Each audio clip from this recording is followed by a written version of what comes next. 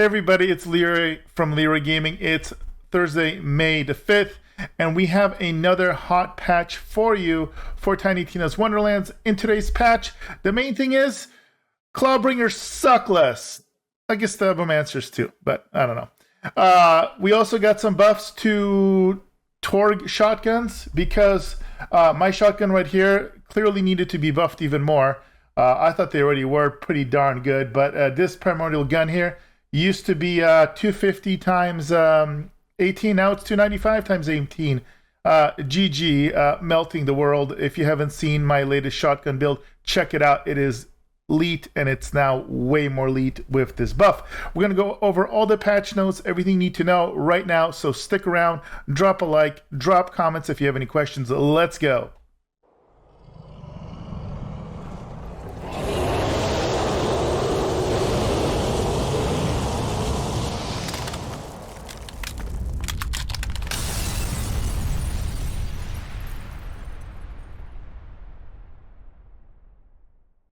Alright guys, so by the time I'm having this posted, this should already be live on the servers.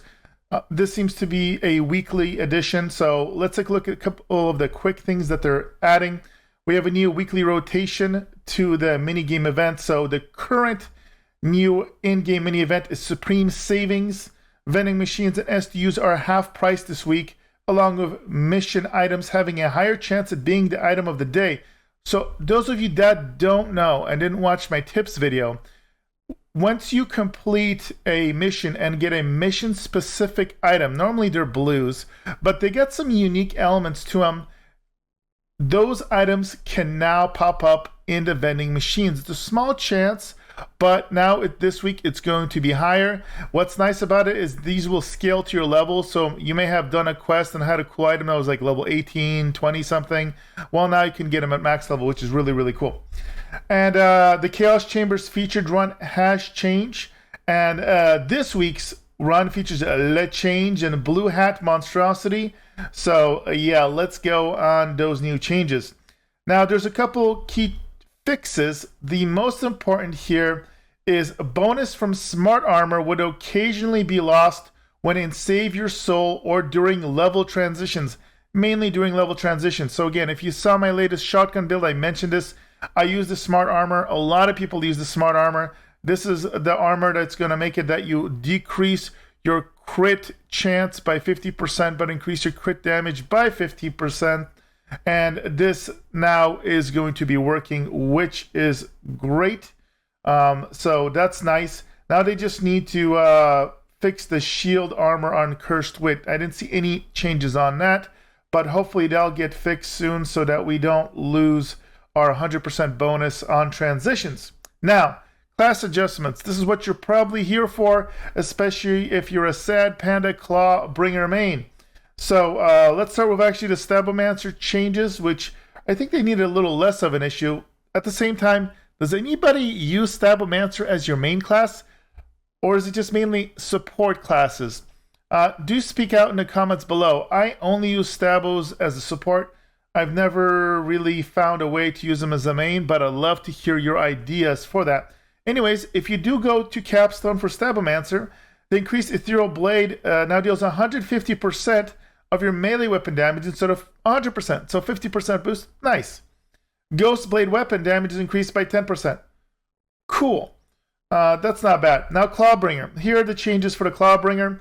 Again, we'll see how much of a difference this makes. They're saying that they're not happy with the damage these classes do at high end. I totally agree. I'm in the middle of updating my Thor hammer build, and it definitely is struggling a little bit when you approach CL35. So I agree with this. But big changes to Awe, or not big changes, but changes. Awe critical hit chance is now 13% per point instead of 11%.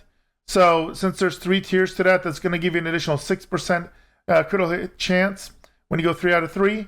All critical hit damage is 7% instead of 2%, so it's going to be a 6% total increase. And again, if you do get armor that gives you +3 to the skill, obviously you can double that. Dragon Aura and elemental damage now 5% instead of 4 per stack. So again, this is a 5-pointer. This is going to give you 5% more elemental damage for everybody. within the radius. And then Oath of Thunder deals 6% bonus melee damage per point instead of 5. Again, this is a 5-pointer, so that's an extra 5%. And then finally, Firebolt gun damage is now 10% per point instead of 8%. Is it enough? I don't know. I honestly don't think so. My opinion is that the capstone needs a major buff when it comes to the scaling.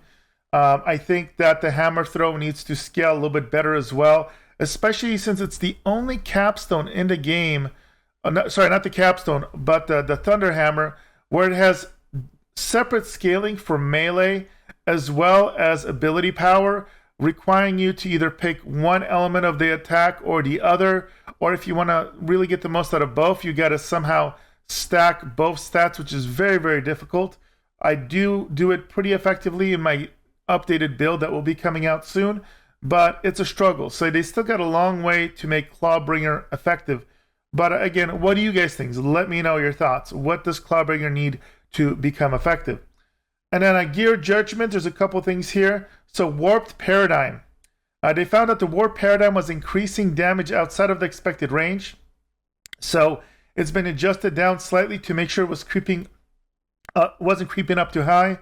So its stat conversion goes down from 50 to 35%. This is actually a mega nerf for Warped Paradigm. I actually didn't lean into this, but I'm sure people were using and abusing it. So we'll see how it's going to perform afterwards. Shotguns. Now again, I've learned to actually recently love shotguns. They haven't really been part of the meta. My new build that just came out yesterday uses them heavily. But I love the fact that it increased all Tory gun manufacture damage scaling by 17.6%. Again, here's the example of my awesome gun here. The damage went up from 250 to about 296 here, times 18. So that's a significant boost, especially once you get all the scaling. But also Hawkins Wrath increased fire rate by 75%, damage scaling by 10%. Sword Explosion now spawns with at least one foregrip. This will not affect current versions of the weapon, unfortunately. The other buffs do. Increases Sword Explosion projectile speed by 150%, fire rate by 194%, and damage scaling by 14%. That's way, way better. I'm definitely looking forward to testing this. This should be a huge buff for this. Rain of Arrows, which I thought was a really cute little weapon, adjusted its area damage ticks from 0.2 seconds to 0.25 seconds. Then Crossblades, the elemental effect chance was very low for how many projectiles get fired per shot. Increased crossblade weapon status effect by 100%, so doubled basically. Each crossblade blade always has a chance to apply its damage over time. And then finally, Divergent. I haven't really played with this one at all, but increases Divergent damage scaling by 20%. So there you go, boys. That's everything you need to know about the hot patch that is dropping today. What are your thoughts? Are we heading in the right direction of the poor Stabbos and mainly the poor Clawbringer playstyles?